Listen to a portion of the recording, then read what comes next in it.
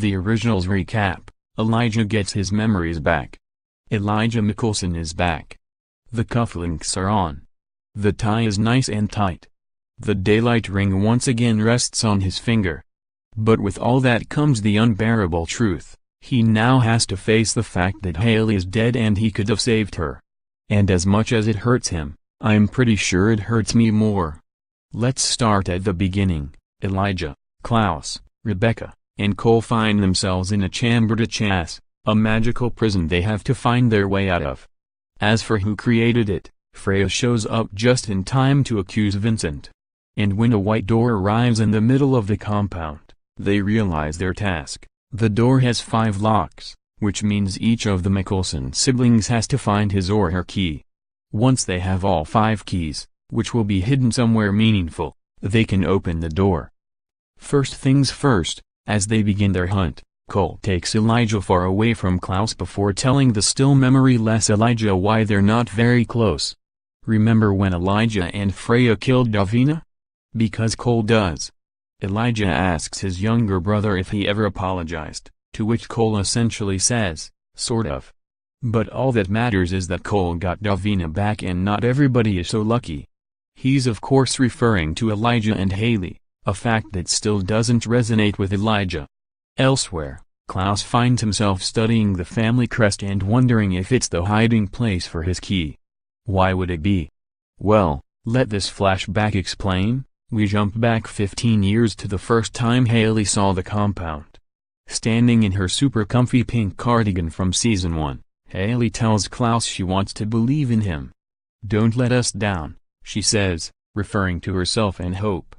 Back in present day, Klaus smashes the crest, but there's no key to be found.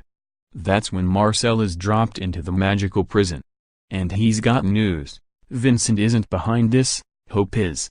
She's determined to take back the power that's split into the 4 siblings, and when Marcel tried to stop her, she threw him into the chambre de chasse as well. As the siblings split up and search the house for their keys, Elijah asks Klaus what his relationship was like with his niece, which brings us to another flashback. In this one, Hayley and Klaus are trying to decide on a name for Hope. Zoe? Caitlin? Not so much. Catherine? Hayley asks, to which Klaus responds, God no. After all, there's only one Catherine. That's when Klaus tells Hayley about the moment when Elijah thought she died. He'd said the family had lost their only hope.